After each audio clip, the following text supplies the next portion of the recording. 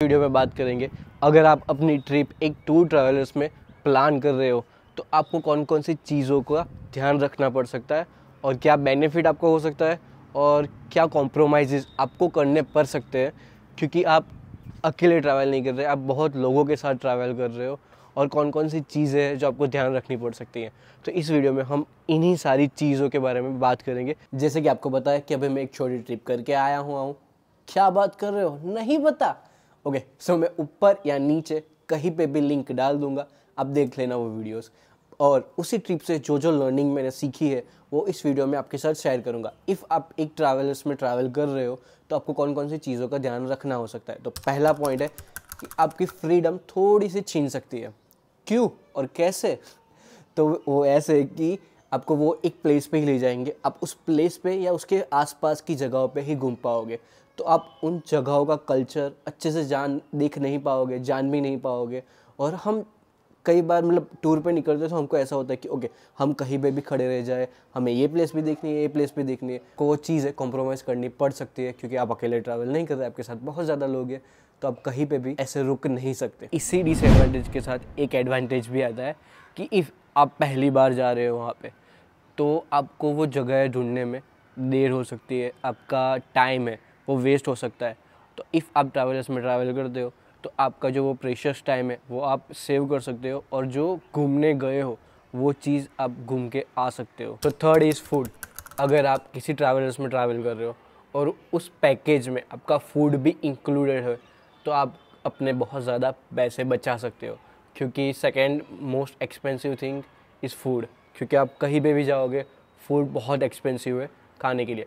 तो हमारे ट्रैवल्स में कैसा था कि जो मॉर्निंग का ब्रेकफास्ट था वो और डिनर दोनों उनकी तरफ से था, लंच नहीं था उनकी तरफ से। पर जब आपके पास एक अच्छा कुक हो तभी, क्योंकि मैंने बहुत सारे रिव्यूज़ पढ़े थे ट्रैवलर्स के कि उनका फूड बहुत बकवास और बहुत सारे लोगों को एक्स्ट्रा पैसे खर्च करके खाना पड़ा था। पर हमारे साथ ऐसा नहीं हुआ था। हमारा जो कुक था वो बहुत बढ़िया था, उसने तीनों दिनों का खाना बहुत ही बढ़िया बनाया हुआ था और हमें फ्रेंकली स्पीकिंग हमें लंच करने की ज़रूरत ही नहीं पड़ी थी, क्योंकि ब्रेकफास्ट अनलिमिटेड था, डिनर अनलिमिटेड था, तो हमें लंच की ज़्यादा ज़रूरत पड़ी नहीं। हाँ, ये भी आप पॉइंट ध्यान रख सकते हो कि जिस ट्रैवल्स में जा रहे हो वो आपको अनलिमिटेड फूड का ऑप्शन दे रहे हो।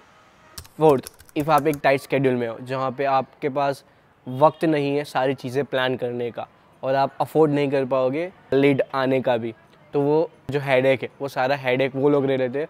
वक्त से जाने का, वक्त से आने का पूरी रिस्पॉन्सिबिलिटी उनकी होती है, खाने का, उसके साथ साथ रहने का भी पूरी रिस्पॉन्सिबिलिटी, पूरा हेडेक उनका होता है।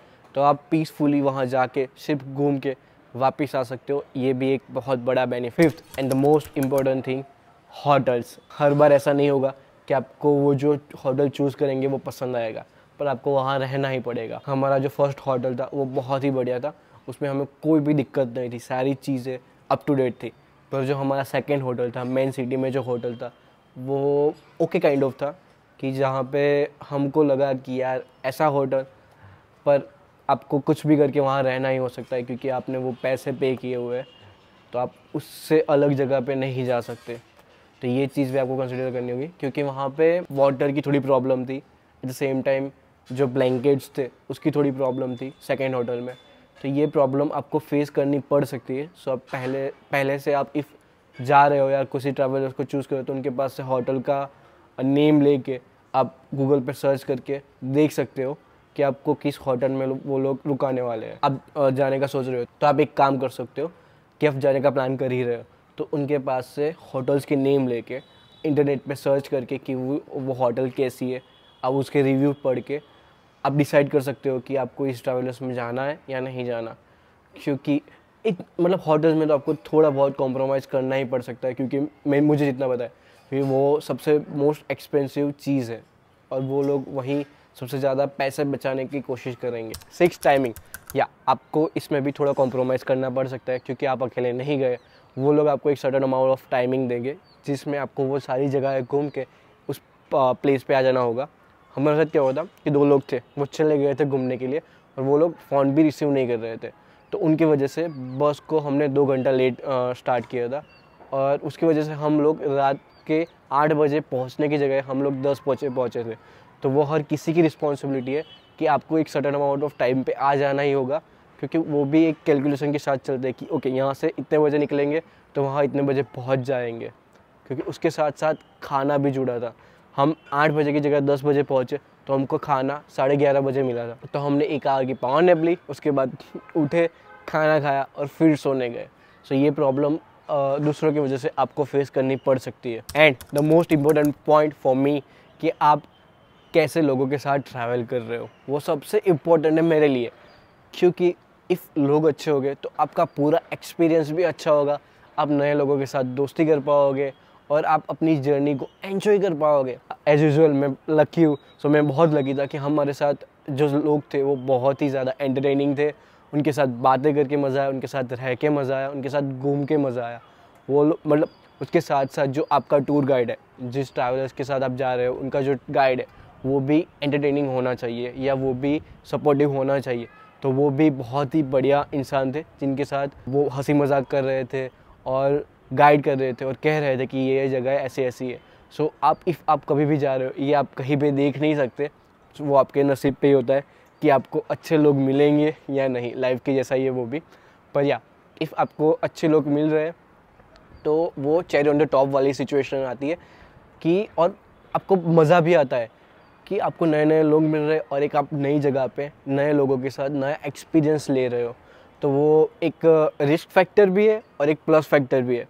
तो वो तो आपके लक पे डिपेंड है कि आपको कौन सा मिल रहा है, रिस्क मिल रहा है या लक मिल रहा है। So best of luck for that. And last 2 things जो आपको कंसिडर करनी चाहिए। फर्स्ट, वो लोग वही जगह पे अपनी बस खड़ी रखेंगे जहाँ पे उनका कमीशन वर्क चल रहा है, और आपको ये ध्यान में रखना पड़ेगा। क्योंकि एक जगह पे मेरे साथ हुआ कि उन्होंने मुझे लिटरली पूछा कि आप उस बस से आए हो, तो मैंने बोला कि हाँ मैं उस बस से आया हूँ। तो उन्होंने एक कप के लिए मुझे 30 रुपीज़ चार्ज किया, एक कॉफ़ी के कप के लिए। तो मैंने पूछा इतने ज़्यादा, 30 रुपये एक कप के? तो उन्होंने पूछा कि हाँ, मतलब उन्होंने बोला कि दूध महंगा होगा ये वो। तो मैंने बोला कि नहीं, ओके ठीक है, नहीं लेना मुझे। तो उन्होंने बोला कि कोई बात नहीं, चलो 20 रुपये दे दो। तो 20 रुपये इट्स ओके, क्योंकि आप दूसरी जगह पे हो और कहीं पे मिल नहीं रहा है, तो 20 रुपये is decent, but 30 rupees is costly. So आपको ये ध्यान रखना पड़ेगा कि आप जिस भी ट्रैवलर्स के साथ जा रहे हो वो ऐसी जगह पे रोक सकते हैं जहाँ पे उनका कमीशन इंक्लूड होता है, and which is okay, but वो आपके लिए ज़्यादा प्रीमियम नहीं होना चाहिए। वो कमीशन उनसे ले, आपसे नहीं। वो ध्यान में रख के ट्रैवल कर सकते हो। एंड लास्ट थिंग कि जो लोग गए हुए हैं उनके पास से उन ट्रैवलर्स वालों के रिव्यूज़ लेना मोस्ट इम्पोर्टेंट, क्योंकि बहुत ट्रैवलर्स वाले ऐसे होते हैं कि जिनका बहुत ख़राब एक्सपीरियंस होता है, उसमें आपको नहीं जाना चाहिए। उसके साथ साथ आपको सीट का कंफर्ट जोन भी देखना चाहिए।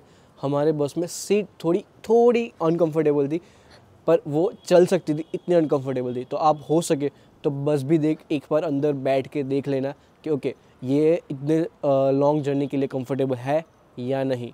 अदरवाइज़ मैं अपना पॉइंट ऑफ व्यू शेयर करूँ तो आपको एक बार तो एटलीस्ट ट्राई करना चाहिए, क्योंकि एक्सपीरियंस बहुत बढ़िया मिलता है। इफ़ आप नए हो उस जगह पे तो आपको फॉर श्योर ट्राई करना चाहिए। आपको ज़्यादा जगह नहीं पता तो आपको ट्रैवलर्स में ही ट्रैवल करना चाहिए। वो पैसे भी बच सकते हैं, आपका वो एफर्ट भी बच सकता है, और आपको एक पॉइंट ऑफ प्लेस पे ही जाना हो तब तो आपको ट्रैवल चूज़ करना चाहिए। उसके साथ साथ आपको बहुत ज़्यादा नए नए लोग देखने मिलेंगे, आप उनके साथ बात कर सकते हो, उनके साथ वो नई जगह प्लेसेस एक्सप्लोर कर सकते हो। तो एक बढ़िया एंड लाइफ चेंजिंग एक्सपीरियंस भी हो सकता है। तो ये था मेरा एक्सपीरियंस मेरी इस ट्रिप से। आई होप कि आपको पसंद आया होगा। तो बस लाइक कीजिए, शेयर कीजिए और सब्सक्राइब कीजिए, और हंसते रहिए, मुस्कुराते रहिए, खुश रहिए और खुशियाँ बांटते रहिए। I love you all. Bye bye. Vande Mataram.